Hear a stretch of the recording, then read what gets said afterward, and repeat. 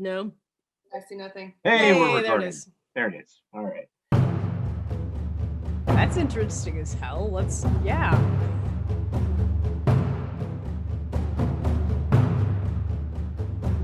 And she says something really brilliant, like, it's a nice night for an evening.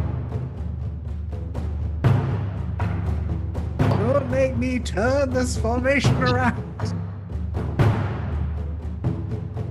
Let's see what more damage you can do.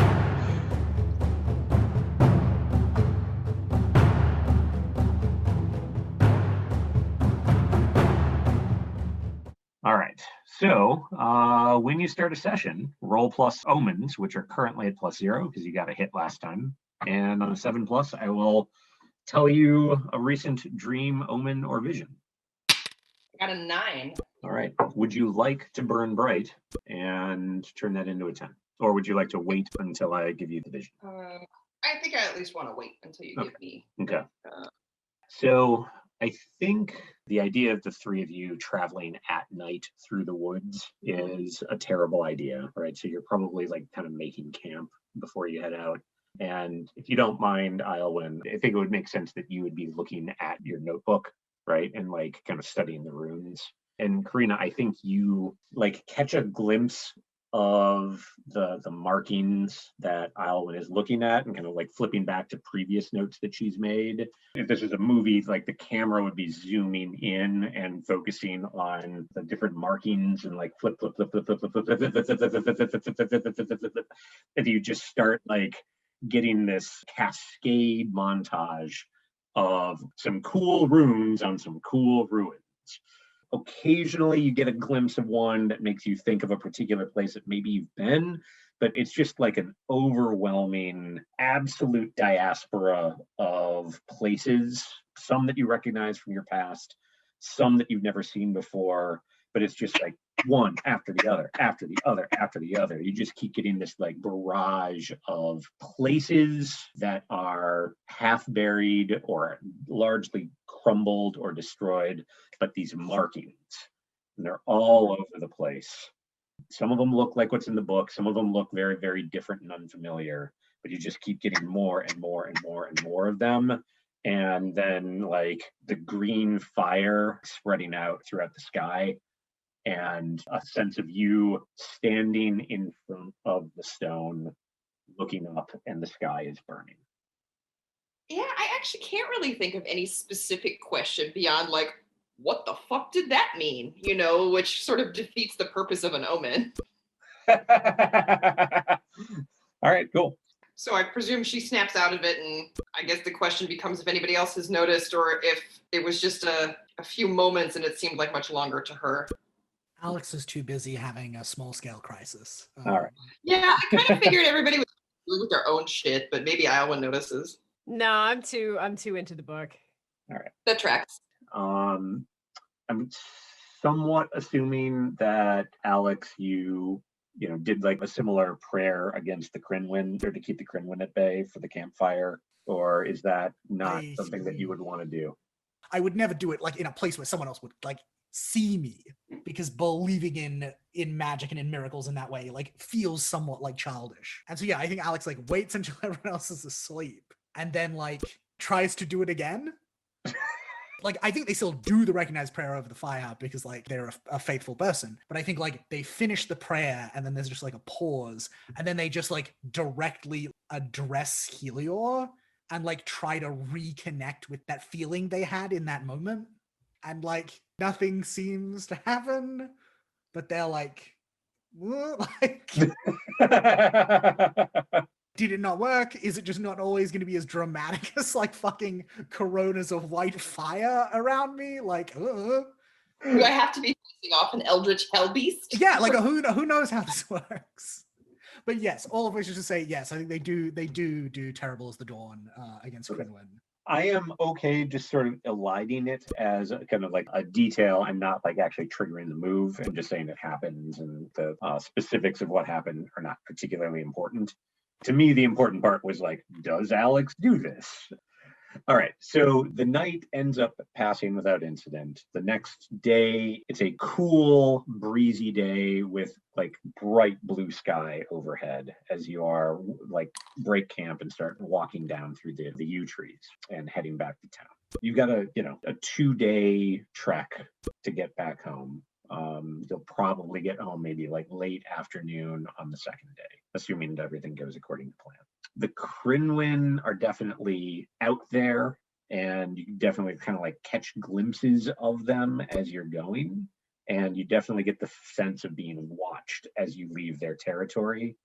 Alex, you actually notice a couple of them, particularly the one with the knife.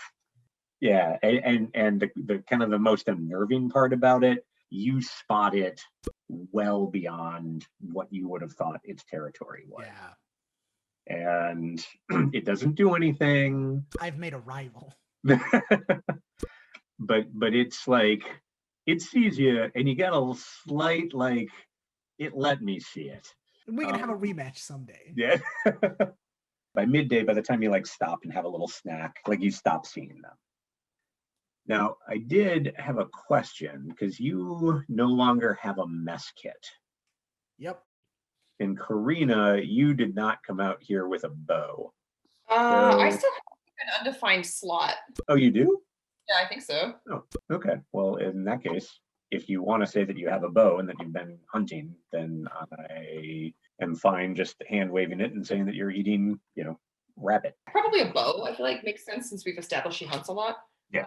In that case, part of the trip home is Karina slipping off to hunt and or forage while you guys make your way back. So you're, it's not great, but you are not hungry on the 2-day trip back. So what I would like to do is I would like to invoke keep company. So when you spend a stretch of time together, ask the others if they want to keep company. I would like to keep company. Would you like to keep company? Sure. Yeah. Yeah, all right. Sure. So if anyone wishes to go first, that like has something in mind, go for it. I mean, we can elephant in the room and have Karina and Alwyn talk. Go for it. And I think I'm going to lead into this with, what do I do that you find annoying? I think it is probably something like really minor. And Karina has kind of been very withdrawn and broody and has seemed more than happy to have an opportunity to like run off in the woods and hunt rabbit for food. She's like great with that. And I think probably it's Awen is making some noise. Like, I don't know if she's chewing on something or tapping something while she's thinking, something like that. And I think it's just that Karina is on edge, anxious, and I think she eventually just snaps at Awen. Something that's disproportionate to the offense. And isn't really about what's actually Right. going on right now. What do you think happens when Karina snaps at Aylwin? Oh, I think she goes full like emo 16-year-old girl and just like goes off on this tirade about how you expect me to give you the kind of like authority respect in order for you to give me the kind of I'm a person respect. And there's just this, it's been eating at Aylwin too. And all she needed was like the barest minimum of excuse to like flip her shit. Oh, and God. so shit flipped. I think Karina probably also explodes. I dove into monster-infested water so you could look at carvings on a rock, and you didn't even bother to stick around to say thanks. You just ran off. First available opportunity. Like, that whole kind of thing. Just very, you little shit, how dare you not be grateful. That thing would have killed Alex. Do you even care? Don't make me turn this formation around. This probably is a hilarious tableau, BT dubs. Aylwin has to climb up onto a log to like make. Oh yeah, no. She's like on a rock and is still like looking up at Karina. Oh yeah. So my question is, like, is this happening while Alex is off doing something, or does this happen while Alex is still around? I feel like the most likely time of day for this to happen is after dark has fallen again and they're sitting around the campsite. And Karina's been on edge all day and is still brooding over her most recent vision. And I think in the way of mature, responsible people, has been sort of like waiting to see if Aylwin will say anything. Because again, emotionally constipated. It seems like Alex would be around then. Yeah, that's kind of. But then to set the scene, did you, and this is kind of a question for everyone, did you make camp again at the stone with the bound spirit that has been intimidated by Alex? I mean, I'd advocate for yes, because it's a good campsite and we intimidated the fuck out of that spirit. Normally Karina would be like, let's not, but Karina's definitely in the mood of like, oh, I hope it tries. You know? So when Aylwin's like, let's just stay here, I think normally Karina would have been like, don't like that. And instead she's like, yeah, let's. I think Alex, they take a moment to just like have a quiet word with the rock. Yeah. Like they already made their point. This is not them like at it. This is them just being like, hey, I'm just checking in. Like they probably like bring it an offering even. Oh, interesting. Alex is in like the foreground if this is like a yeah, right. The foreground, like having this like deep conversation, like very solemn and like interested with this rock, and in the background you just see the like the little chibi figures of Aylwin and Karina like Oy, oy. All right, so I guess my question then is, Alex, when you realize that your two dear friends are having an enormous row on a precipice in the middle of the night, where they haven't even got the campfire going yet, what do? Nothing is a perfectly acceptable answer. Do you think that Aylwin feels comfortable enough with Karina to like get back in her face, or is she going to like be afraid of Karina? I think it took a lot for Aylwin to snap at Karina in the first place. As soon as Karina shouts back, she gets down off the rock and is just like, okay. Okay, so because I think before Alex has time to intervene, what I think happens is Karina is responding to this outburst from Aylwin, and when like she starts to get going on her own tirade, but if she sees Aylwin physically recoil from her, I think what she'd actually do is like stop, stare at Aylwin in obvious like, I don't know if Aylwin can read it because she's upset and distressed, but sure. If Alex is looking at this point and can see, like it would be shock and then horror, and I think she just turns and strides off into the woods. Which would require walking past Alex because you're on a precipice. That's right. Okay.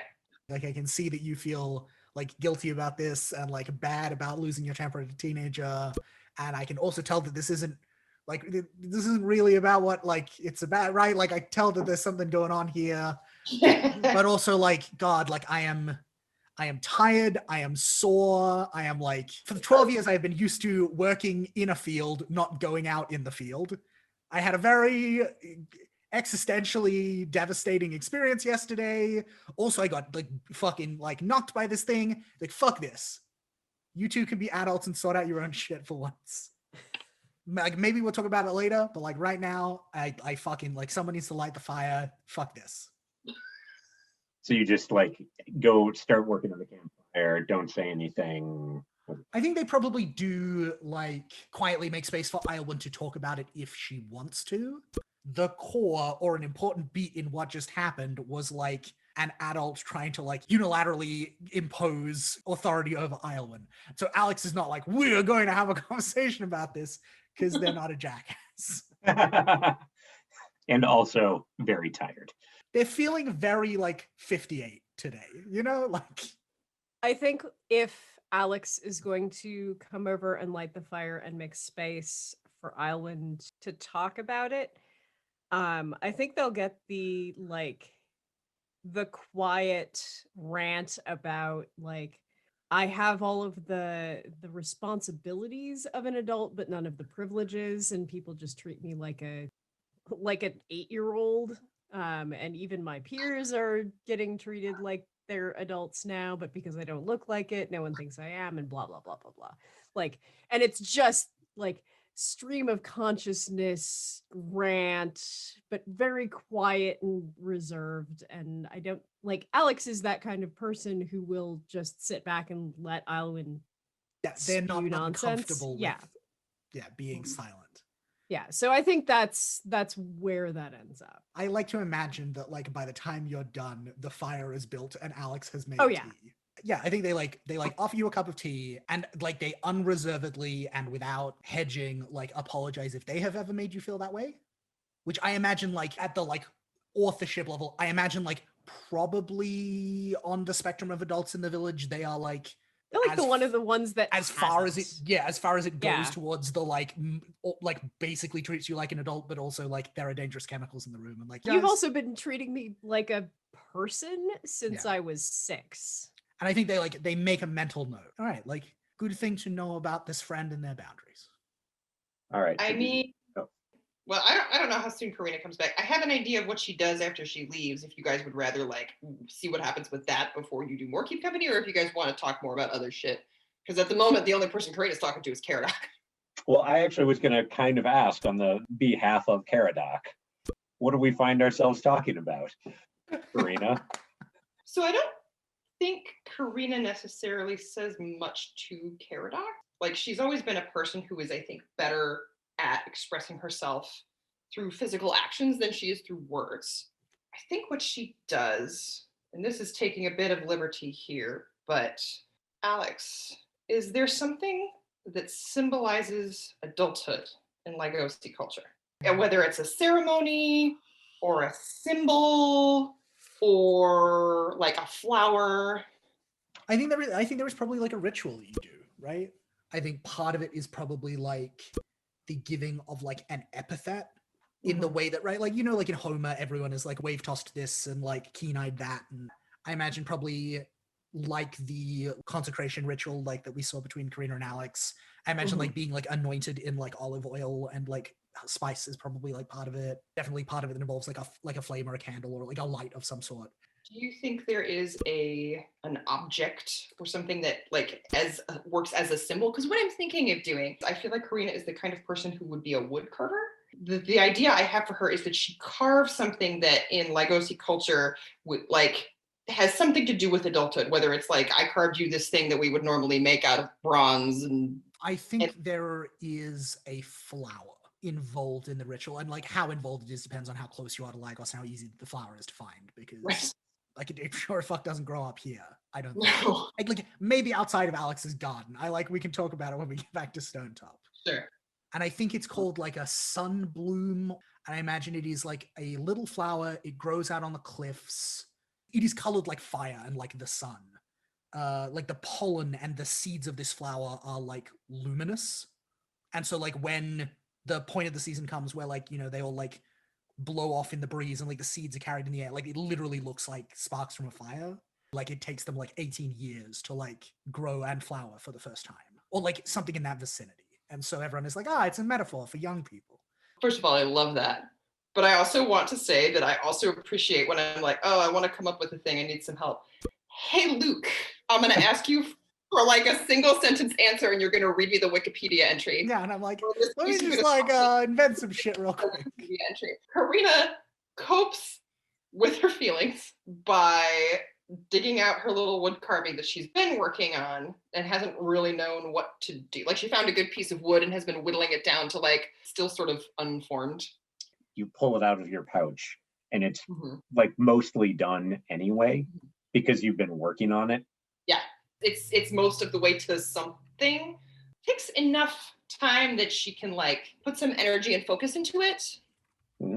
But not like so long that Alex is like, do I have to go look for this bitch? Oh, sorry. Just one thing. Like while you're doing that, Caradoc comes over and does the like chin on your leg thing. Very good. They love him. Caradoc has this habit that if he's out in the woods with his human and he can tell that his human is upset, he will try to please his human by killing something and bringing it to her. And she's like, this is great, but also there's so many hunts when I wanted you to find and kill something. Why do you only do it when I'm pissed? If anything happens to Carrot Dog, I will burn this house down. Okay, so you come back to camp like a while later. Yeah, I would say like an hour, 2 hours. Okay. I feel like it takes at least some time for her to get this thing carved. Yeah. And she also comes back with a rabbit for dinner. Thank you, Carrot Dog. One little thing. There's a quick flashback to you having had to pick up your carving knife next to the eye, which is weirdly untouched by Crinwin. Didn't walk off with any of your shit. Odd. There's going to be some plot shit to do with this. With that amount of time, like Islwyn, I think certainly you've had a chance to get your vent going. When Islwyn and Alex hang out, it's usually a fairly one-sided conversation of Islwyn just kind of babbling, unless Alex is like imparting wisdom. So, Kat, you come back. What I was hoping is to describe what happens with the flower, kind of how we did the initial conversation, if that's cool. I think it would mostly just consist of Karina looking visibly uncomfortable because she's great at this. And I think that she would sort of sit down next to Islwyn, and it seems like maybe she'd sort of be like staring at her hand, and then she gets this flower out. And I think it mostly consists of her saying, like, think this is the name of this flower. This is how we use it in the ritual of adulthood. If we were in Lagos, it would smell like this. And then handing it to Islwyn. I don't know that she has anything else useful to say past that, but if Islwyn isn't actively upset, it's very obvious that Karina is both uncomfortable but also looking like sheepish, but is incapable of saying I'm sorry because she's a jackass. In secret PC eyebrow language, over Islwyn's shoulder, like Alex makes eye contact with Karina, and the understanding passes between the two of them that like when we get back to town, that they're going to go about doing this like ceremony for Islwyn. Yeah, like Islwyn is old enough, right? Like, I want to slightly modify my earlier answer. I don't think it is based on like at 18, you come out of your chrysalis overnight and you turn into an adult. Here's your cigarettes and your ability to enlist. Yeah, I think it's a lot more about the fact that you exist in a community and like people in the community are the ones who do this ritual with you, and like they are going to be pretty good judges of like when you've reached that point. I'm going to arbitrarily say I think Islwyn qualifies as an adult by Lygosi standards at this point after this adventure, and so we are going to ritually mark that as is only proper. Islwyn, how do folks in Stonetop traditionally recognize like adulthood, and what is the criteria, and how is it like recognized publicly? Typically, when you become independent at whatever your trade or your job in town is. So whether that's like you have successfully tended a field by yourself or tended a garden by yourself, or, you know, as like one of the actual tradespeople, you've made your journeyman piece or whatever, there isn't a precedent for with Islwyn's job.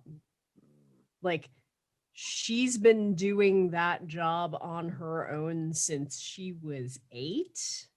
So there's this sort of perception that that's now just kind of a kid's job, and there's not a clear path forward for her for adulthood. And I think that's also playing into this whole everyone perceives me as a child and is always going to insecurity that she's got, because she doesn't have a clear like boundary to adulthood. Right. Do you think it's something that happens like for each person, or do you think it's something I think it's a recognition at like the Harvest Festival. Yeah. You notice it months before because older folks stop giving you funny looks at the public house when you order whiskey. And on that note, the publican is probably one of the only other people in town, other than Alex, who treats Islwyn as an adult. Because she didn't like question at all. Like she just set whiskey down in front of Alwyn and Merg. Right. Mm-hmm. And that fits with my sense of Fairwin. Cool. So Alex and Karina, neither of you have actually asked a question from Keep Company yet. So it doesn't have to be during like the make camp. It can be any point from like where we've kind of set ourselves, make it like this evening through the trip home. The next morning, I would like to ask, and this is like as we're waking up, kind of like, you know, like over breakfast kind of energy. Karina, what do I do that you find endearing? I think your, like, however it is you greet the day, like there might be a little prayer or a little hum that you do, some little ritual. It's one that every Legosi kid learns. It's like their baby's first like ritual. And instead of doing like the overly complicated and formal adult one, you always do the kid one. And it just seems like pure and delightful that every time Karina hears you do it, she's just like, I hope I can't. Yes, I love this. Not asking Helior for blessing in like your endeavors and may my workings be fruitful. Like none of that crap. It's more like, hello, son, I'm happy to see you. Let's have a good day. Let's have good weather. Good weather, good friends, and a good day. I think it is probably a song. It's like a sung prayer. A sun salutation, as Hobbes pointed out. Yeah. There isn't any yoga involved, though. I should clarify that. For Okay. the record. Yeah, Alex doesn't do yoga. Okay. Let's see here. Well, I think this is probably that second day, or actually the day that we're going to arrive back to Stonetop. And Alex, who or what seems to be on your mind? Woof. Yeah. So I've been thinking about this. So I think I will start by saying what is on Alex's mind, and then we can figure out together how they betray that to the outside world. Because yeah, I've been thinking about, you know, what happened last session. Alex finally did a miracle. It was very clearly magical. Like, how do they feel about what are the implications of this existentially? And I think the real thing, it doesn't feel good to say this, but it feels honest to say it. Alex feels like deeply, deeply like unworthy and self-loathing. Like, why them with their hands drenched in blood and their soul like steeped in regret?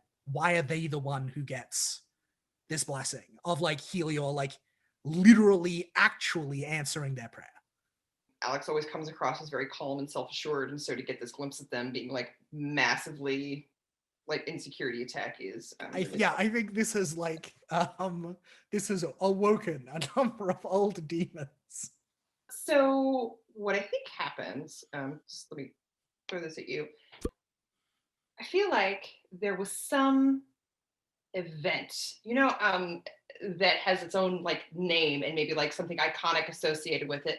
Think of like in Game of Thrones, they call it the Red Wedding. So like right, yeah. some violent massacre that Alex was involved in. But what I'm thinking is they're walking through the woods and they pass some old gnarled tree that actually like looks strikingly like some major element about that day, you know? So like, and Karina thinks it every time she passes it, and she's sure that Alex like has the same reaction because it is just like really unnerving how much this tree, which maybe it was struck by lightning or partially survived a fire, like it's gnarled, it's split, like it's called the Night of Smoke and Thunder. And it's named after the time when Alex and the mercenary company they belong to used a bomb, like Saruman at Helm's Deep kind of like style, to just like disintegrate the palisade wall of like a town. Yeah, I think like that split tree like looks eerily like one of the like last palisade timbers on like the edge of the blast that was left standing. Yeah. Karina is aware of Alex's bloody past. And so she sees Alex like staring, like basically catches you staring at the tree. And maybe at the same time you're fiddling with some like your Helior's rosary. Like, I don't know. Yeah, I think they go to do what they reflexively do when they have these memories, which is like reach to Helior and to the faith for comfort. And then like their hand starts to move and then it stops and then they let it fall because they don't deserve it. I think the question is Aylwin anywhere nearby? Because this is not a conversation Karina would have or bring up in front of Aylwin. I mean, unless you've sent her off with Caradog, Yeah. because I mean, it's just the three of us and the Right, dog. exactly. I don't think it would be hard for Islwyn to notice that Alex looks morose and to kind of like gracefully go along with whatever, right? Like, That's fair. Like, if you ask her, "Can we have a minute?" You know, the whole treating her like an adult thing. Right? Hey, Alwyn, can you give me a minute with Alex? I just need to talk to them about something. And then she says to Alex, "You're a different person now, you know." I think they shrug and they gesture to the tree and they're like, is the tree different now that it's been struck by lightning? It was me. It was all me. I always wondered if you were involved. I kind of suspected, you know. It's not a surprise. But I knew who you were when I showed up in Stonetop. And I wouldn't be out here with you if I still thought you were that same person. Well, my opinion doesn't mean much, but Yeah, I think they look like a slightly wet like laugh, and I think I think we can see their eyes going like they're a little bit glossy, like tearing up a little. I'd like to remind you that I'm the one who's a dumb piece of shit. You're the one who has their act together. Yeah, and I think they do. They laugh, and they're like, "Well, I guess I must do a pretty good job of hiding it then. I don't have my shit more together than you or Islwyn or anyone. When it came down to it, you were there for me, and you were there for Islwyn, and you've been there for Stonetop. And that doesn't erase what you did, but it is still the choice to wake up and do the right thing instead every single day. To keep going after it, even with all the dirt on your hands. Might as well do something useful, right? You're right. You're right." And I think they like cast their eyes up, right, like to like the sky, where like for the first time on this whole fucking journey, we can actually see the sun properly. And it's not that I'm not grateful. It's just the number of good, innocent people I stood over as they prayed like I prayed, and I spilled their blood. And Heliot, why me? You're the one who has the most work to do. And I think I think they shrug, and I think that's like as much closure as they're gonna get, right? Like, So I would like to throw a detail in, kind of like right as the Please. shrug happened, and whether or not Alex sees this is up to you. But there is a very brightly plumed, like yellow and black and white migratory bird that lands on the split and burnt tree, like just a little bit right up towards the top, and whistles a little song. And the sound is very similar to the morning, like the childlike morning prayer that Alex does every morning. And then it just takes off. Yeah. And like I don't think Alex notices, but I think as they kind of like clear their throat and kind of like take a couple deep breaths and like pull themselves together and like, we set off walking again.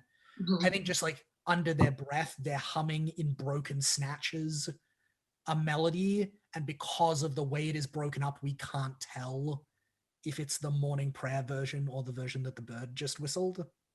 Their step is a little less heavy than it was before. Their heart is a little lighter. Yeah. Awesome. What a lovely journey full of happy conversations. Is there anything that anyone else would like to do before arriving back in Stonetop? I have a thing for when we get to the stream. But all right. Other than that, I'm good. I think as you're getting fairly close to the stream, like maybe an hour out from it, you start to hear singing from kind of an older, crackly voice. And as you come around the clearing, like Alex definitely recognizes it. Actually, I'm sure Karina does too, because you would encounter her out here fairly often. But it's Rhiannon, who's basically like kind of stooped over and picking at something in the ground. And she's just sort of like singing a little folk song that I am ill-equipped to make up and sing on the fly. But what she's poking around at as you kind of like, get closer to her is a big old pile of Sindavig poop. and she's actually like pushing around in it, and just like kind of wrinkling her nose up a little bit, but it's not like she's not at all squeamish. All Don't right. worry, grandmother. It didn't eat us. Of course not. It'd be a much, much bigger poop. I think both Islwyn and Karina and Alex, like, you're all used to just how like intense her eyes are. Like, they're incredibly young, big, bright eyes in like 70-year-old face. They slide across the three of you. There's a little bit of a squint when she gets to Islwyn, and it's not at you actually, it's at the thing that you're carrying. And then her eyes slide over to Alex, and they just like get even bigger. And she creaks herself up, and she's smiling and kind of like comes over to you and like looks you up and down, like pats you on the cheek. It's about time. Her hand kind of goes down, pats you on the shoulder and squeezes, and then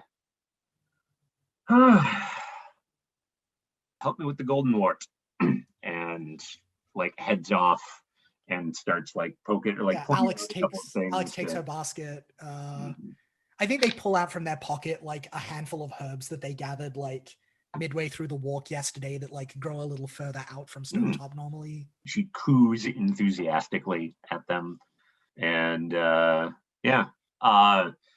she doesn't like give any orders to Islwyn or Karina. You are clearly welcome to help her. Am I clearly welcome to help her? Maybe not your friend, but you are. Right. Yeah. I mean, before this, she would never have seen the staff before. Oh, that's a good point. This is the first time that she's maybe seen Islwyn as someone with any kind of power.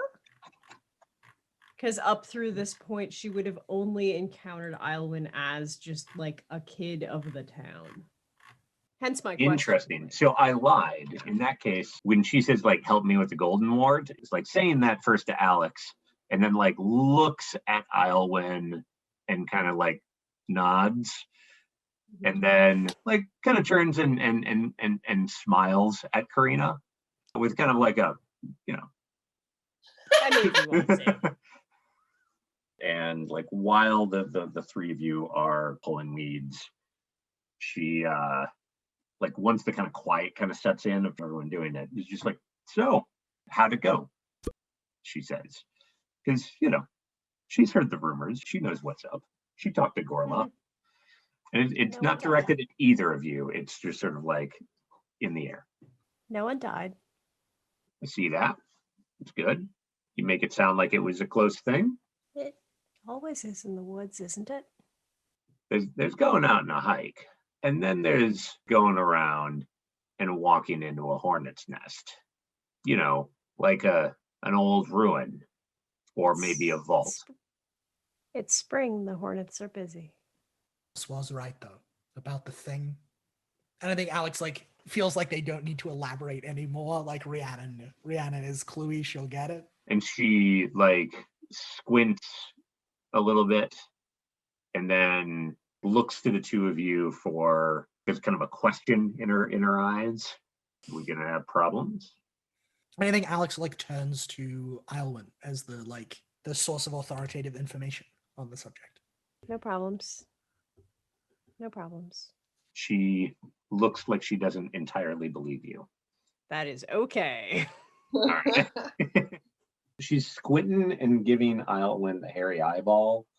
If Karina sees that, Karina would probably rather sharply say, if she says it's no trouble, there's no trouble. She knows what she's talking about.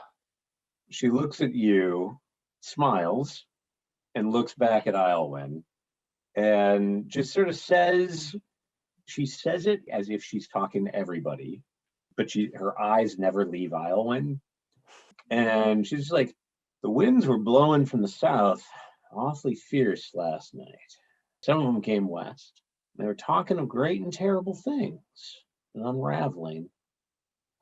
Well, you know, the wind is prone to gossip and chit chat and tells all sorts of stories that make no sense, but wouldn't happen to have seen anything about an unraveling when you were out there, would you? Can't believe everything the wind tells you, Rhiannon. Are you poker facing her? Like, are you Oh, like, absolutely. I'm laughing at you. okay? Like, Alex just looks slightly bemused at like, why are we not just telling this member of our community the truth? Like, well, okay, so like Iolwyn is going to be defying danger with charisma to actually convince this woman. the danger is that she doesn't believe you. Before the dice are thrown for this, is Alex like interfering? It is perfectly valid if you do. Yeah. I will not be mad. Alex isn't trying to foil the action. Alex is just not being helpful. Okay. Okay, so go ahead and toss some dice. This is absolutely charisma. Okay. For what it's worth. Oh, I rolled a 3. I have a +1. So that's a 4. Okay. So see, I know you're not supposed to say the name of your moves, but I'm going to break that rule.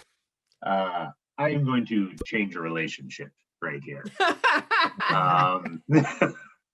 Yeah.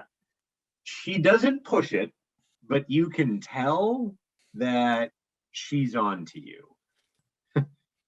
True enough, you can't always believe everything the wind says. And then, you know, she goes back to picking flowers. And, you know, pretty shortly after that, it's like, I think that's plenty. Alex, you definitely recognize as like, there's only half a basket. Right, like she could fill this with more. She's dismissing you. Delightful. Rhiannon, wild card, instinct. Doesn't trust Iolwyn, knows that she's lying, or at least holding out. Can throw Iolwyn farther than she can trust her. Yeah. And she's not that good of a throw. No. All right, so you leave Rhiannon, like she makes some excuse about having to go and, you know, fetch some mushrooms or something from, you know, further on, but bids you a good day. Alex, she makes sure to mention that Gorlas is doing well and could probably use some of, you know, particular tea that you brew. And you make it to the stream. The sun's getting kind of low. You know, probably like an hour and a half left before sunset. Alex, you said you wanted to do something. I just want to establish a thing, which is I think like, you know, Alex like looks down as they cross the stream, and we, the camera, see that the candle that they left on the rock in the middle of the stream for the Silent Twins is just like gone. Oh, interesting. And it's not like burned down gone. It's like gone. Interesting. So clearly Alex notices this. Yeah, and I think they nod. Like, yes, this is when you give gifts to spirits, sometimes this happens. You know, if you spent your life giving gifts to spirits and not expecting any of those gifts to ever mysteriously disappear, like, what are you doing with your life? Yeah. All right. You make it back. Like I said, it's getting close to sundown. So as you're making your way back up the kind of switchback path into Stonetop, for Karina, this is a very familiar sort of experience, right? Of like coming up the path at the end of the day while there is like the sound of labor finishing up for the day. And folks kind of like heading in from the fields or finishing up in the fields and starting to kind of make their way back in. But Alex and Iolwyn, this is almost certainly the first time that the two of you have like been coming up this path to these sounds rather than like being out there amongst everyone. I'd like to know from each one of you, like what's on your mind the most as you are kind of like coming over the ledge and seeing Stonetop and your neighbors and your friends. I think Alex is running over in their head like a catalog of all of the like stuff they have in their cabinets at the back to figure out if they have the things they need to do the ritual for Iolwyn. But first, did the three of them come to any kind of like agreement of, if people ask us what we found, what are we going to tell them? I love the idea of the three of you stopping on the path right now. The reason I ask that is because like what I'm picturing for Karina is what she's actually thinking about is having a really gay little daydream where she's like, wouldn't it be cool if Alex told the story of how I was very heroic and saved them, and Caradwyn heard that? But that's really predicated on how likely she thinks that Alex is going to talk about it. I mean, I don't think they're not going to talk about it. And Iolwyn's not going to talk about it, but Alex might. Alex is probably not going to talk about the bit at the end of that story where they do a miracle. Like, that is a thing that they're probably profoundly uncomfortable talking Sure, about. a little bit. Like, the bit where you were very brave. Yeah, that bit's fine. Well, I think it was more the like, do we tell everyone there's some sort of eldritch horror in a like a Fey Hollow, 2 days journey out from Stonetop? Like what version of events are they going to share with them? I think the easiest version is like, there was like a creepy animal living in the ruins, but like, it's not gonna be a problem. But the other question, I'm sorry that I keep retconning, be like, oh, we would have talked about this too. So after they went to all that trouble to help Iolwyn scribble everything down, I think Karina would be like, what do those runes do? Do you know? I mean, how much are you willing to pry? Because you're gonna get, they'll help us. Full stop. I think she would literally say, Iolwyn, I held that rock up for you to write down for 20 minutes in the middle of a cursed lake. What's on it? Where she's going with this is less like I'm intentionally being cagey and more I don't want to overpromise and underdeliver. Oh, that's fair. And especially if like Iolwyn says any variation on that, I think Karina would be like, okay, that's fine. I want to make sure I can do it before I get someone's hopes up. Fair. But it'll help if I can do it. If you need a safe place in the woods to practice, let me know. Oh, I got one.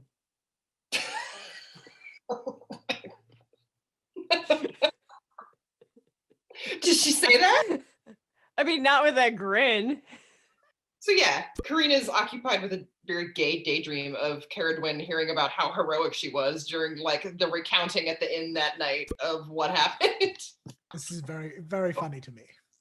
And Iolwyn, what are you thinking about? I'm looking for Merg. Oh, I miss Merg. This is the longest I've never been away from Stonetop. This is the longest we've been apart. Oh, that's super cute. And they're my buddy. Okay, so you do in fact head into town. I mean, keep in mind, like you've been on the road for 5 days. Well, you've been on the road for 4 days plus, 12-ish hours of lost time. And there's been a Crinwyn fight. There's been a lot, right? You've been through a lot. So there's plenty of just like needing to unwind to happen and so forth. Let's go with Iolwyn. So, I'm kind of picturing you heading towards home. You see Merg and not Perry. Gethin? Gethin. Yeah, Gethin. So you see Merg and Gethin heading back down this, path towards home. And Merg actually like sees you, like smiles a little bit. And then there's the kunk of the staff and like using it as a walking stick. Their eyes get a little bit darker. And then Gethin's never seen the staff, has he? Nope. Ah. So I'm sorry, I didn't actually even think about that. Are you just brandishing the staff? It's become such a normal thing for her to walk with it that she didn't even think about that. Okay. So like you're coming home, your family like sees you and they're like, oh, and I think Gethin like just straight up like runs, right? Like he's just like, oh, my daughter's home. And like I was actually quite worried about her. And there's a little side eye at the staff, but Sure. like it's very brief and it's more practical of like, how do I pick my kid up and give her a very big hug? You can kind of tell that he's trying to not reveal just how worried he was, but he's like choked up a little bit a couple of times, but never actually says like, I was so worried about you. And Merg's kind of like holding a step back, and when Gethin kind of puts you down and lets you go, Merg kind of they smile and like I'm glad you're home. But their eyes kind of keep going to the staff. I think Alwyn would set the staff down and like give Merg a hug. And they relax noticeably when you put it down, and then they give you a hug back. So like that evening, there is festivity at the Islewin home. Emrys is, of course, all sorts of chatty and asks so many questions about everyone. Wants to hear the story. Gethin's actually asking you to retell it like 2 or 3 different ways. By the time you're done, like Gethin has elaborated on what happened and started like setting it to verse almost. And has figured out the like structural changes you need to make so that it's easy to remember. So all of the like 3 pattern stuff starts to come in. And, and of course, like he's making modifications on the story that Islewin told, which is not the whole story. Yeah. Like includes some fabrications and some, like is not the real thing. I would like to know, both Hobbes and Jeremy, in the version of the story that your respective character is responsible for telling, what's like the wildest untruth in it? Islewin ended up tricking the monster. Ooh. Tricking it somehow. Like, does Islewin have a riddle game with the monster? Because that would be sick. I think that's where Gethin's going with the story. But the other big fabrication, and I'm not sure if you play this up or not and try and correct them or not, but you realize at some point that they are all assuming that the staff is what you found at the ruins. And Merg is being very quiet about all of this. That is absolutely where Islewin took that and like shot Merg a glance of like, don't rat me out here. Like, oh yeah, no, we found this in the ruins. Merg is definitely though like uncomfortable with all of this. Sure. Alex, as you are like unwinding and like getting your crap off and cleaning up a little bit, Mourning the loss of my one Bendis route right? of the season. I like stand and like stare out the window mournfully at the little shrub in my yard. Like, hey, I would be staring at it thankfully. Like, I know, I think they're staring at it thankfully, but also like you could only produce 1 this year. Like, really? I gave you so much good food over the winter. And like, how do they do it in Marsh Edge? Alex is starting to think about microclimate gardening. While you are unwinding, staring longingly at your bush, the Powell kind of like knocks on the door, like, howdy, neighbor. Neighbor? We established that they know at least the broad outlines of your history, right? Yeah, I would say that is an accurate way of putting it. And so, there's definitely like they're looking you up and down, checking for injury or sign of they're feeling you out. Yeah, I think there's like, the couple of like scratch marks from the Crinwin on their forehead, like scabbed over and like starting to heal. I think Powell can probably tell that they're in like one of their like pensive moods. I was going to ask, like, do you think that aside from you being very pensive and, kind of thoughtful, can folks tell that something has changed about you aside from, Rhiannon with her forest eyes? I think what is perhaps slightly different about them is like any room that they are in with like a light source or a fire, like feels just a little more warm and comforting than it ought to. Oh, interesting. that's the kind of pattern that reveals itself like over time and Yeah, not yeah. like in this instant. Other than that, nah, I think they just look kind of like a bit sad and a bit thoughtful and a bit tired. You all right? I think they just kind of like big, great big, like a mountain shrugging, you know? And they're like, I will be, I think. Never thought I'd say this, but a couple of weeks wrestling with the bastard, just the thing to clear my head. Kind of nods at your forehead. Well, that's the worst you got out there, then yeah, the bastard will clear that right off your head.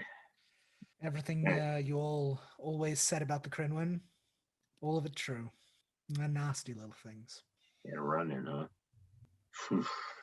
Yeah, it's the fingers that really get me. Yeah, I think Alex nods Like in a very heartfelt manner, like just too much finger. An extra joint, in fact. Yeah, that's just not right.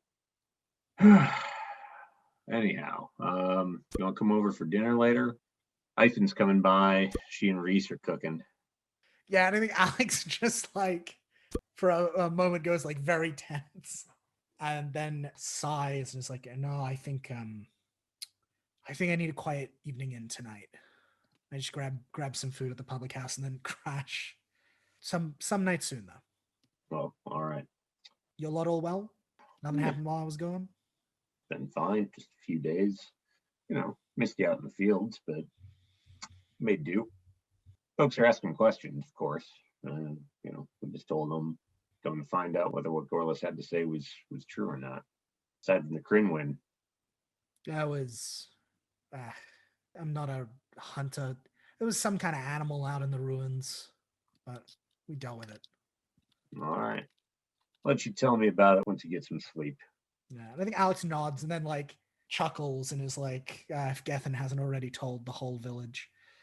Well, Gethin's stories they'll be good stories.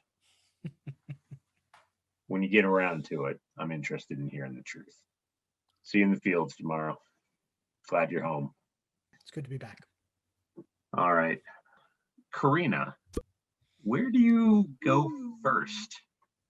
Feel like the first thing she does is go home and like change out of her disgusting clothes that she's been in for 5 days and into something that smells a little less. Into your other pair of clothes. And then she probably just goes to the public house like she has food at home. Right. I am curious, what little thing does Karina do to doll up before going to the public house? Because I don't believe that she doesn't. Oh, she totally does. She probably wears the shirt that's like tightest on her arm so that like she looks a little more buff. Oh, I love that so much. All right. The amulet that Caradwin gave you, like the little talisman, do you typically wear that out, like over the shirt, or do you typically wear that under the shirt? Probably typically under the shirt, simply for practicality and to keep it from getting torn off. Okay. I was just sort of wondering if it's a thing that you display or if it's a thing that you kind of like keep to yourself. So if she's in town, it's probably out, and then if she's like off hunting or doing other hot girl shit, it's under her shirt. Okay.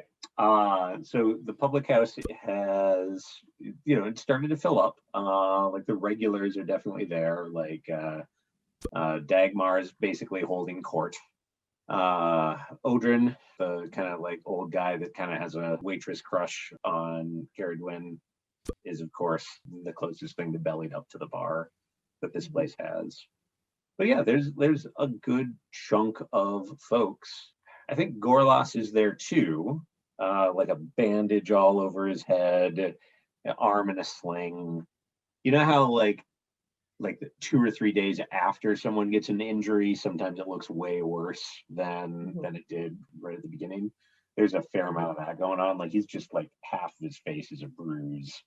He's with Dagmar's little crew, quietly drinking back to the wall. But it's fairly noisy. There's another dozen or so people on top of all of that. you see Caradwin before she sees you. She's specifically like paying attention to Odrin and laughing at one of his terrible, boring stories. What's the first thing you notice about her? Thing that Karina always notices about her is that she has like very thick hair, like very pretty hair, and sometimes it's down or sometimes it's braided back, but she has like a lot of hair. I don't know. Karina thinks it's very pretty, and it's the first thing she always notices. She's got it down, right? Like it's very like dark, lustrous, right? You can almost smell it from here. So she's like chuckling a little bit politely at Odrin. And you know, like she's kind of got the waitress like situational awareness thing going on. So like somebody makes a noise and she looks and then realizes it's nothing, looks back, then like does a double take and sees that you're at the door, and her face just lights up. She kind of just like actually like pats Odrin on the hand and turns and just like beelines towards you. First she like gives you a big ol' hug and then like backs up and grabs a mug off of someone's table and like grabs your hand and puts your hand on it. It's like, I'm so glad you're home, hon. I think Karina for a moment is like just sort of dumbstruck. Honestly, she's just has a moment where she's just extremely useless and doesn't know what to say, to sort of stuck grinning at Caradwin. And then I think she like snaps out of it after a second, and I think she says it's good to be home. There's that like a moment of like intense eye contact where she's just smiling at you, and then she kind of like snaps out of it and you must be starving, and heads to the hearth where the 3-month stew is still going and starts ladling it out. As she's doing that, Dagmar's like, you're back. Word that the Sindara got you. No, it tried though. There's a across the room. A fair amount of like, everyone leaning in to hear a story. Yeah. So then I think this story, because it doesn't involve weird cursed shit, Karina has has less problem telling, because it makes for a fun story when she talks about like first how she fell on her ass and brought it like bounding out of the woods after. Like she makes it into like a fun story, you know, like remember in Lord of the Rings when Bilbo is telling the story to like the rapt toddlers who are all staring at him. We Like that kind of trolls. Not quite that childishly, but definitely tries to like really milk it for the suspense and entertainment value. It's working, right? Like when you get to the part about like you dodging to the side and like gonging the thing, there's just like a you know. But I'm wondering, like, is there still like Alec mashing it in the nose with a torch and scaring it off? She might change it to, and then Alex managed to startle it or burn it or something like that and make it sound more like Alex defending. I mean, that's what happened. Yeah. Like, I think she tries to tell it in a way that doesn't make it sound like, and then Alex, who knows exactly what to do because they're very experienced and violent, you know, like tries to tell it in a way that's entertaining without like betraying anything about the person Alex has worked so hard to be. Yes, so, I mean, the kid set a tree on fire, and no one is actually that weirded out by the fact that Aylwin set a tree on fire. Yeah, that tracks. Yeah. Always said that kid was a weird one. But yeah, when you get to the part about Alex like brandishing a torch at it, and there's a couple of folks who are like, I didn't think they had that in them. Vindication. All right, are there any additional scenes that you all want to? Yeah, I would like a scene. I think like, you know, a couple of nights later, I think if Aylwin like agrees to show up, I think there is a little ritual held in Alex's backyard. Well, like in Alex's garden. Who all do you invite? I think Alex is basically like, as far as like the requirements of the ritual, me and Karina are the only two Lygosi people in Stonetop. So we are all that is needed. Mm-hmm. Who do you want there in addition to that? I think she does. She does invite her family. I don't know that they all come. If I can give my impressions of how they would react. Mhm. Like, I think Gethin would be almost offended a little bit. Like, what do you mean we don't see you as an adult? Like, of course we do. And yet, like, is still one of those people that definitely treats her like she's Mhm. still 8. Emerus is, very curious about it and asks a ton of questions that Alwyn doesn't really have the answers to because she doesn't really know what the whole thing is about. Perry's the one who just sort of quietly says, if this is important to you, I'll be there. Do you think Emrys shows up? I think so. More out of curiosity than anything else. Yeah, I was gonna say, like, Yeah. it seems like her curiosity would get the better of her if nothing else. The one I'm not sure about is Merg. Like, Alwyn would absolutely ask Merg to be there. Well, it depends. Are you still carrying the staff when you ask? I don't think she carries the staff like around the house. Like, I think Let me be she's clear. yeah. The staff is not invited to the ritual. No, the staff is not invited to the ritual. No, I think the staff has gone back into the back room at Alex's place. That's where dangerous things go. Yeah, right. Like, Yeah, with the other things that might explode. and with Alex's sword. Yeah, like Yes. So in that case, if you specifically ask Merg to be there and you don't have the staff with you, then yes, they will absolutely be there. Rhiannon also shows up, even though no one invited her. Do you invite Ceridwen? Because if I'm just thinking through like our core cast of NPCs, Caradwin? yeah, Ceridwen as the other main adult in the village who doesn't treat you Right. Yeah. No, I think she would then.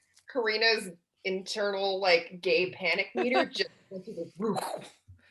Oh yeah. Suddenly she has to dress up for the ritual. Does Karina have like a nice outfit from down south? Probably something that she wound up bartering for or acquiring a little more recently when she had something resembling stability in her life. Yeah. Okay, I'd like to make a pitch. Did Alex make it for you? Yes, I love that. Here's the thing. Alex isn't quick at sewing. And so probably most people wouldn't say they're good at sewing. But if you're prepared to go very slowly and go back every time you fuck up, anyone can be good at sewing over a long enough timeline. I love And that. like in the winter, what the fuck else are you going to do with your life? Fair. I think the color of it is like a deep, earthy, rich yellow. Like the kind that you get when you do natural dyeing with like onion skin and then you set it with like iron mordants. Because Yeah. like that's exactly what Alex like does to color it. Yeah. When you show up to like, because of course you're gonna walk there together because you're not, like it's not a date or anything. It's just you're both going to the same place And you both live. live sort right of next to still each other. together, So it would be weird if you did.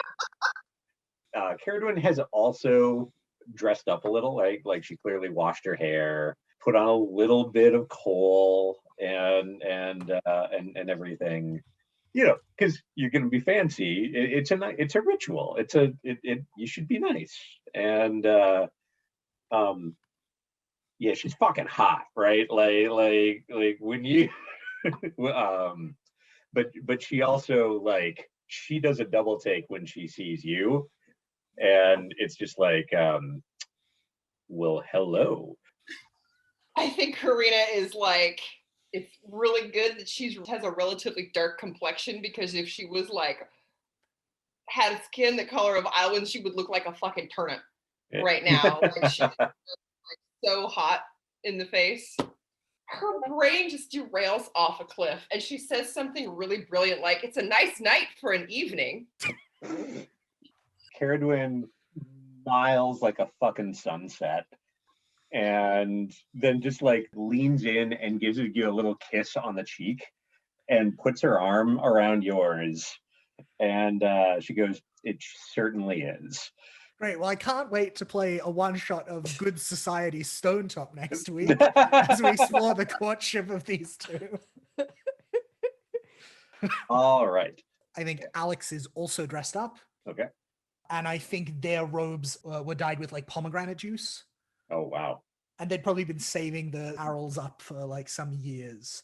And so, yeah, I think it is like a gorgeous, like ox blood, like burgundy wine, kind of like red, almost purple color.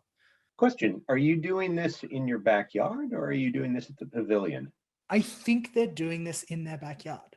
Okay. If Alex felt like a priest, they might be doing it at the pavilion. Mhm. But like formally, institutionally, they have no formal standing, right? Like right. They're just the oldest legacy in town, and therefore by default the one whose job it is to lead the ritual.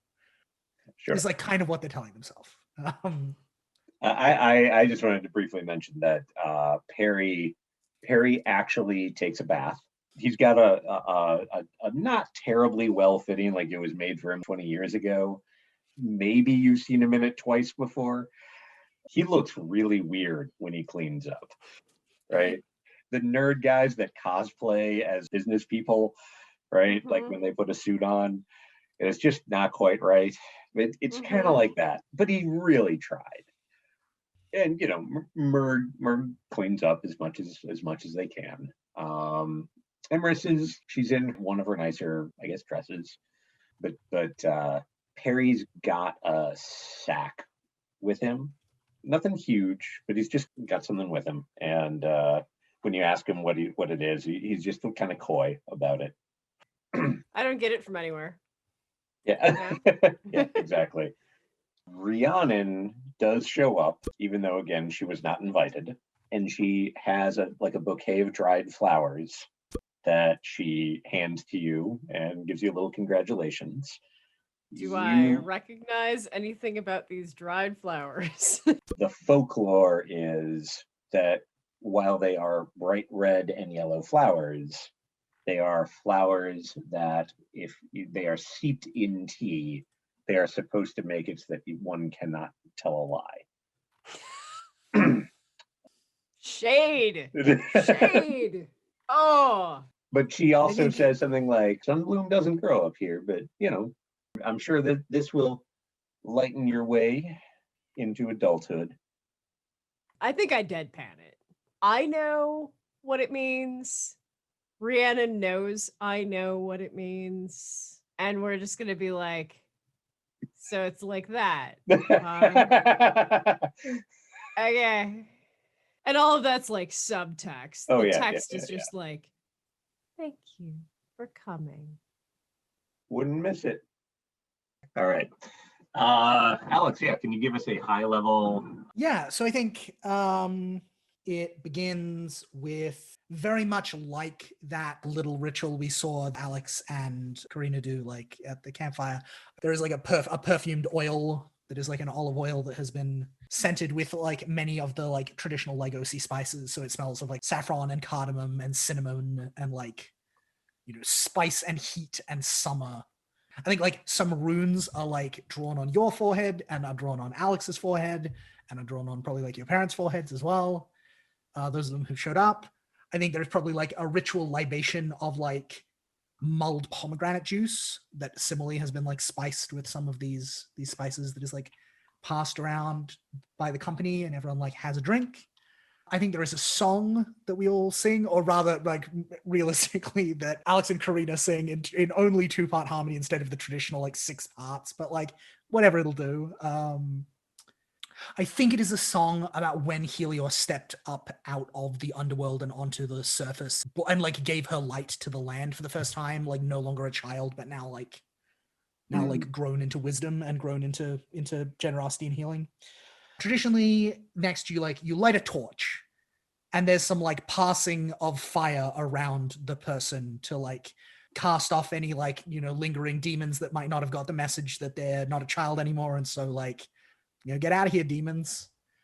And to, you know, anoint them with Helios flame.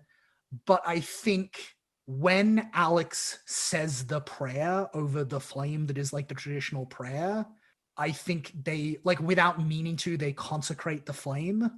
And I think this time, like we can tell. Because I think the flame like suddenly burns like white. and burns on the end of the torch without like consuming the torch. It's just sitting there. And I think like as it's being passed, like it actually catches on like Iolwyn's clothes and on Iolwyn's hair, but like without burning. So that like for just like a moment she is like crowned in holy fire. Which Alex is like quite taken aback by, because they certainly weren't expecting this to happen, but they like play it cool so that no one panics. Oh, Iolwyn's absolutely panicking. Are you kidding? But I think the fire, it feels very much like getting hugged by Alex. Like it has that same texture of like it is not hot, it is like warm in a like comforting, like homely kind of way. And then I think the end of the ritual is you are given your like your first epithet as an adult, which I think is probably keen-eyed Iolwyn, which so far as the Lygosi are considered is your name now. Yeah, and I think that is the ritual. Delightful. Is there anything more that anyone would like to do vis-a-vis the ritual? I do want to give both Luke and Kat homework to come up with your Lygosi epitaph. Don't worry, I'm on it. I'm All already, right. and I know what Alex's is. I would The like one you to that share we're that with given- us, but later. There's two things that I would like to do. One, Iolwyn, I would like to know at a high level how you are interacting with the Arcana. So I need to still study these runes for a few weeks and practice casting the spell. Studying will be not a problem over the next few weeks, Right. but where are you thinking that you would practice casting the spell, and what do you think that looks like? I think she would start in the Great Wood down by the vault. Okay. She would not start in Alex's garden. Appreciate that. How are you going about practicing it? I mean, she's kind of a scientist, right? So she would have like this area over by the vault, like marked off into these maybe like 3-foot square sections. And she's like, okay, I'm gonna try it on this one. We'll see what happens. I'll come back tomorrow, see what happens. If it didn't work, I'll try it on the next one. And then like move down the line, and there's like this row of marked out with like string or something like that of like 3-foot square pieces of just like undergrowth. Nothing like fancy or anything like that, because she was never a gardener or anything. I think the kind of methodical way that you're going about doing it very much sounds like intelligence, right? Like using expertise and taking notes and so forth. So can you defy danger with int for me? 7, 8, 9. Okay. Would you care to burn bright?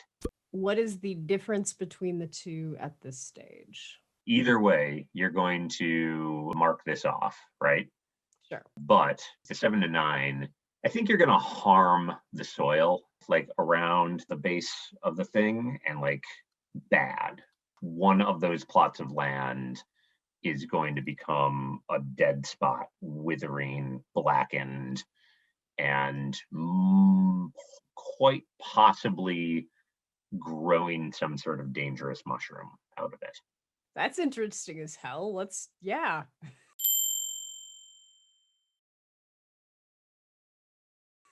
Okay. Yeah. So congratulations, Minor Arcana has been unlocked. And I think between the studying the runes, the casting, and the doing all of that, like that's going to take you pretty much well in this, and doing your own job, right? That's going to take you well.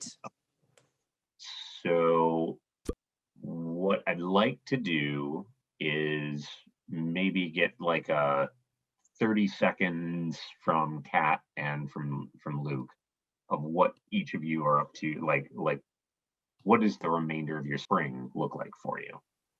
A lot of training, which I think sort of mechanically explains some of the moves I think I'll end up taking, but then daring to more actively bring Caradwen presence, maybe. I Like, I think she may take a trip to Marsh Edge or something with a caravan at one point. Maybe there's rumors about bandits or something, but she uses it as an excuse to look for something special for Caradwin and Marsh Edge. Okay, cool. What about Alex? I think they probably have nightmares for like a fortnight or 3 weeks until they finally manage to like reground themselves, reroot themselves, you know, like have some dinners with their neighbor, spend some time at the pub, and like get back into the flow of like this life. Yeah. And then I think it is just like a lot of prayer and a lot of like experimenting with making like devotional candles, praying in the pavilion of the gods, and like feeling out the edges of this like new relationship to Helior. Is there any one like visual that we get from this? I think it's probably like them like having a bunch of people like around for like potluck dinner. Yeah, like reconnecting with their community. It's great. Okay, so everyone with XP is going to level up, and honestly, I'm fine if you have like enough XP after this session to level up twice. Go for it. I mean, we spent fucking 6 sessions on one adventure. Before we do that, before we wrap things up and do the actual end of session, let's roll for Seasons Change.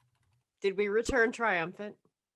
When you return home in triumph, having saved your fellows, put down the threat, seized an opportunity, etc., increase the Steding's fortunes by 1. My pitch would be, I think, between the faux importance the village is placing on the staff and the actual material benefits that the tablet will, like, I think between the thing they know about and the thing they don't know about that's really happening in the background, I think cumulatively that adds up to seized an opportunity. I think that plus telling a bunch of stories about like the Sindar egg and everything like that. So, all right, cool. When the long hot days of summer settle across the land, whoever is most content rolls 1d4 minus 1. So fortunes would be 1 higher than whatever it starts at, so plus 2. So the question is, between the 3 of you, who is most content right now? Not it. Do you think Alwyn is content, or do you think that she is like driven? As we're switching over into summer, she's figured out how to make the convocation of the soil work. Mm-hmm. Like, her science worked. That's a great feeling. But I don't know if it's a better feeling than gay panic over there. So, Yeah. I mean, Yeah, so you two have been courting for like a month and a half now, so you're right on Yeah. track to pack all your stuff into a U-Haul, right. travel down to Marsh Edge and move in together, right? Like, And I think that despite the fact that she's genuinely disquieted over how frequent her visions have gotten, that like even her historic like tendency to nope the fuck out when that stuff starts happening really can't compete with how happy being around Caradwin is making her. Sounds like you then. 1d4 minus 1. This is for surplus. So that's a 3, so minus 1 is 2. surplus. Okay. Can you go ahead and increase surplus by 2? And then Kat, can you go ahead and roll 2d6 plus fortunes? Fortunes is currently 2. So that's a 6 and a 3, so then plus 2 is 11. Hot damn. you started with that's a 6, and I was like, oh God. Well, on a 10 plus in summer, choose 2 of the seasonal gains. I think I'm going to say interesting news is one of them. And then I'd pitch Danu's Blessing because autumn is the big surplus roll. And so got have an it. advantage on that. I'm sold. So we'll do Dana's Blessing and interesting news. This is the first time I've ever run a Stonetop game where the season's change roll has failed to generate threats. Because As a we result, don't have any. I'm just letting you guys do that work for me. So sure, pursue some opportunities. Let's see what war damage you can do.